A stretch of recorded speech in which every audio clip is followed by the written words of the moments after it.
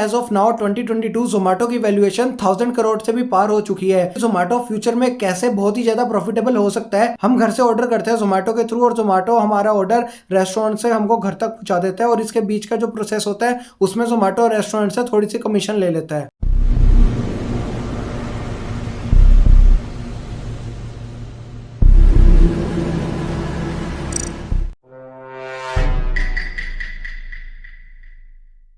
दोस्तों जोमेटो को तो हम सभी जानते हैं और कहीं ना कहीं जोमेटो से आपने भी ऑर्डर करा होगा और मैंने भी ऑर्डर किया है। तो यार जोमेटो इतनी बड़ी कंपनी होने के बाद भी आज भी कैसे लॉस में चल रही है और इसके फ्यूचरिस्टिक प्लान क्या रहेंगे, क्योंकि इतना ज्यादा लॉस झेलने के बाद जोमेटो आज भी सर्वाइव कर रही है। ऐसा इनके पास क्या है जिसकी वजह से ये फ्यूचर में बहुत ही ज्यादा प्रॉफिटेबल हो पाएंगे, यही चीज मैं आपको इस वीडियो में आज बताऊंगा। दोस्तों इस वीडियो को मैं बहुत ही सिंपल रखना चाहूंगा ताकि अगर इस वीडियो को कोई 5th 6th क्लास का बच्चा या फिर कोई 1st 2nd क्लास का बच्चा भी देख रहा है, ये वीडियो उसको भी समझ आ जाए कि जोमेटो वर्क कैसे करता है और जोमेटो का एक्चुअल में बिजनेस मॉडल है क्या और जोमेटो पैसे कैसे कमाता है। तो सबसे पहले तो मैं जोमेटो का बिल्कुल आसान से शब्दों में आपको बिजनेस मॉडल समझा देता हूं। तो जो प्लेटफॉर्म है जोमेटो, उसके ऊपर हमारे रेस्टोरेंट्स हैं, उन्होंने रजिस्टर करा हुआ है जोमेटो ऐप के ऊपर। वैसे देखा जाए तो जोमेटो के काफी सारे बिजनेस मॉडल हैं जिसकी वजह से वो फ्यूचर में प्रॉफिटेबल रह पाएगा, पर अभी जिस सिचुएशन पे जोमेटो वर्क कर रहा है, जो हम मोस्टली जनों को पता है, वो यही है जो मैंने आपको बताया। हम घर से ऑर्डर करते हैं जोमेटो के थ्रू और जोमेटो हमारा ऑर्डर रेस्टोरेंट से हमको घर तक पहुंचा देता है और इसके बीच का जो प्रोसेस होता है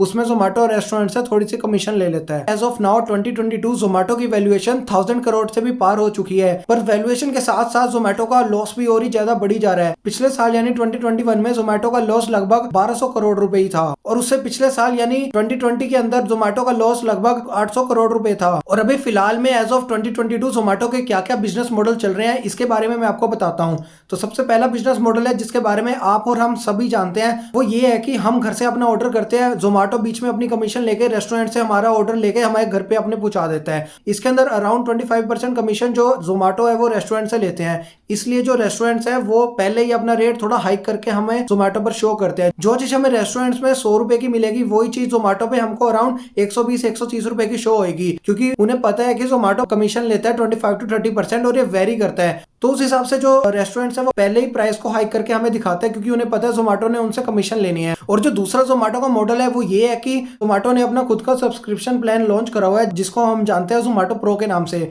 इसके अंदर क्या होता है कि अगर हम जोमेटो प्रो खरीद लेते हैं उनका सब्सक्रिप्शन मॉडल, इसके अंदर हमको कुछ डिलीवरी फ्री मिलती है और कहीं पे रेस्टोरेंट्स में हमको काफी ज्यादा डिस्काउंट भी मिलता है। कुछ ऐसे वर्क करता है ये दूसरा जोमेटो प्रो वाला मॉडल। इसका ये एक फायदा है, जिस बंदे ने अगर सब्सक्रिप्शन खरीद लिया जोमेटो प्रो का जोमेटो से, वो बंदा हमेशा जोमेटो से ही ऑर्डर करेगा, वो जना स्विगी पे फिर ऑर्डर नहीं करेगा, क्योंकि उसको पता है उसने पैसे खर्चे हैं स्पेशली सब्सक्रिप्शन लेने के लिए। और तीसरा जोमेटो का बिजनेस मॉडल है कि वो बिजनेस को कंसल्टिंग देता है, क्योंकि जोमेटो के पास बहुत सारा डेटा है, काफी सारे लोगों का जोमेटो को पता है कि कौन सी चीज कौन सी जगह पर किस रेट में लोग लेना पसंद करते हैं। मान लो जैसे कि दिल्ली में डोसा वेस्ट दिल्ली में बहुत ज्यादा बिकता है और वो विंटर के टाइम ज्यादा बिकता है। अगर उसका प्राइस 100 से 150 रुपए हो तो लोग उसको ज्यादा लेना पसंद करते हैं। ये सारा जो डेटा है ये वो जिन्होंने अपना रेस्टोरेंट खोलना है या फिर जो अभी करंट ऑपरेटिंग रेस्टोरेंट है, ये डेटा जोमेटो उनको देता है। इसके रिटर्न में वो काफी ज्यादा पैसे चार्ज करता है रेस्टोरेंट ओनर से। और चौथा बिजनेस मॉडल है जोमेटो का कि जो हम ऑर्डर करते हैं जोमेटो के ऊपर, जो हम रेस्टोरेंट हमें सबसे ऊपर शो होने लग जाता है, जबकि वो रेस्टोरेंट की रेटिंग भी इतनी अच्छी नहीं होती फिर भी वो सबसे ऊपर में शो करता है। ये किस लिए होता है? ये जो रेस्टोरेंट ओनर है वो जोमेटो वालों को पैसे देते हैं ताकि जो उनका रेस्टोरेंट है वो सबसे ऊपर रैंक करे। इसके लिए भी जोमेटो काफी अच्छी रकम चार्ज करता है रेस्टोरेंट ओनर से ताकि उनका जो रेस्टोरेंट है वो सबसे ऊपर शो है। और अब हम पांचवें बिजनेस मॉडल की बात करते हैं जोमेटो की, जो कि जोमेटो का है जोमेटो हाइपर प्योर। अब ये क्या चीज है? ये चीज है कि जो जोमेटो है जिन जिन रेस्टोरेंट्स को रिक्वायरमेंट होती है किसी भी ग्रोसरी की या रॉ मटेरियल्स की, ये चीजें जोमेटो बाहर से बल्क में खरीदता है और उन रेस्टोरेंट को प्रोवाइड करता है जिन जिनको इसकी जरूरत है। इससे भी जो जोमेटो है वो रेस्टोरेंट से काफी ज्यादा अमाउंट चार्ज करते हैं उनको डिलीवर करने के लिए चीजें। तो ये पांचवा बिजनेस मॉडल है जोमेटो का।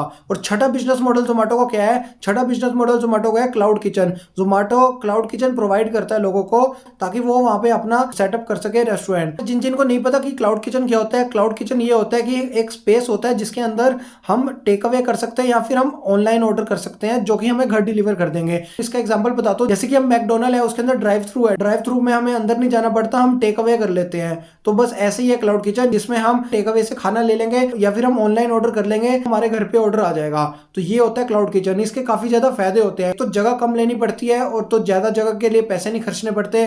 और दूसरी चीज, अगर लोग अंदर बैठेंगे तो उसके लिए हमको वेटर का खर्चा चाहिए होगा, अंदर हमारा इंटीरियर है उसका खर्चा बच जाएगा, प्लेट्स हैं, हमारे जो यूटेंसिल्स हैं उनका खर्चा बच जाएगा, उनको धोने के लिए जो बंदा रखना है उसका खर्चा बच जाएगा। ऐसे ही काफी सारे फायदे हैं क्लाउड किचन रखने के। तो छठा बिजनेस मॉडल है जोमेटो का क्लाउड किचन। बात कर लेते हैं कि जोमेटो फ्यूचर में कैसे बहुत ही ज्यादा प्रॉफिटेबल हो सकता है।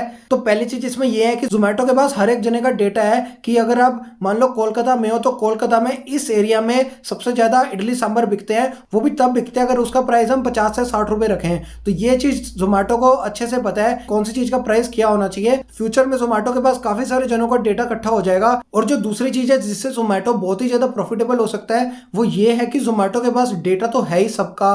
तो जोमेटो को ये तो पता ही है कि कौन सी जगह पे पिज्जा ज्यादा बिकता है, कौन सी जगह पे बर्गर ज्यादा बिकता है, कहाँ पे फ्रेंच फ्राइज ज्यादा बिकते हैं और कहाँ पे आइसक्रीम ज्यादा बिकती है। तो जहां जहां जगह पे जो सी चीज ज्यादा बिकती है वहां वहां जगह पे जोमेटो अपना खुद का रेस्टोरेंट खोल सकता है या फिर अपनी क्लाउड किचन है वहां पे एस्टेब्लिश कर सकता है। क्योंकि जोमेटो को पहले से ही पता है कि अगर मैं वेस्ट दिल्ली में डोसा का रेट 100 रुपए रखूंगा तो बहुत ज्यादा बिकेगा, और अगर मैं वहां पे आइसक्रीम का रेट 20 रुपए रखूंगा तो बहुत ज्यादा लोग खरीदेंगे। और ये चीज बाकियों को नहीं पता क्योंकि बाकियों के पास डेटा नहीं है वैसा जोमेटो का। और ये चीज जोमेटो और स्विगी के पास ये डेटा पहले से ही है, जिसकी मदद से जोमेटो चाहे तो हर एक जगह पे अपने रेस्टोरेंट खोल सकते हैं और उसके प्राइस भी कस्टमर के हिसाब से रख सकता है। क्योंकि जोमेटो को पता ही है कि इस एरिया में जो कस्टमर है वो दाल मखनी को 150 रुपए में ही खरीदना पसंद करते हैं। इसकी वजह से जोमेटो फ्यूचर में बहुत ही ज्यादा प्रॉफिटेबल हो सकता है। इसका मैं आपको एक आसान से एग्जांपल बताता हूँ। जैसे कि हम अमेजोन से ऑर्डर करते हैं, अमेजोन में जो चीज बेस्ट सेलिंग होती है अमेजोन की किसी सेलर की, अमेजोन क्या करता है वो चीज लेता है, उस चीज के रिव्यूज देखता है, उस चीज को खुद ही बनाना शुरू कर देता है, उसको अपने अमेजोन प्लेटफॉर्म पर डाल देता है। और अमेजोन का प्रोडक्ट भी खुद का है और अमेजोन भी खुद ही का ही है। तो अमेजोन उसी चीज को जो बेस्ट सेलर का प्रोडक्ट है उससे ऊपर दिखाता है। हैरानी की बात यह है कि जो अमेजोन का खुद का प्रोडक्ट होता है उसकी वो प्राइसिंग जो एक्चुअल बेस्ट सेलर प्रोडक्ट है उससे भी कम कर देता है। ऐसे ही मैं कुछ आपको बताना चाह रहा हूँ कि जोमेटो भी ऐसे कर सकता है। यही सेम स्ट्रेटेजी जोमेटो भी अपना सकता है फ्यूचर में। अगर फिर भी ये सारी चीजें करके जोमेटो एकदम लॉस में रहता है तो जोमेटो के पास एक चीज तो है ही जो कि यूजर का डेटा। वो यूजर का डेटा अलग अलग कंपनीज को, अलग अलग रेस्टोरेंट्स को सेल कर सकता है। डेटा तो यार एक ऐसी चीज है, एक बार मिल जाए तो काफी ज्यादा काम आसान हो जाता है। और आज के टाइम पे अगर किसी के पास हमारा डेटा है तो उसको हमारे बारे में सारी चीजें पता है कि हम क्या चीज खाना पसंद करते हैं, क्या चीज हम पहनना पसंद करते हैं। अगर हमें इतने के शूज मिले तो ही हम परचेज करेंगे, अगर हमको इतने के कपड़े दिखाए जाए तो यही वो परचेज करेंगे। तो यार इतना ही था इस वीडियो के लिए। यार मैं आशा करता हूँ आपको जोमेटो का बिजनेस मॉडल अच्छे से समझ आया होगा। मैंने इस वीडियो को जितना चाहा उतना सिंपल रखने की कोशिश करी है ताकि हर किसी को समझ आ जाए कि जोमेटो आखिर कर क्या रहा है और इसके फ्यूचर में प्लान क्या है। अगर आपको वीडियो अच्छी लगी तो वीडियो को लाइक जरूर से कर देना और चैनल को सब्सक्राइब कर देना। यार मैं आपसे मिलूंगा अगली वीडियो में, तब तक के लिए बाय बाय।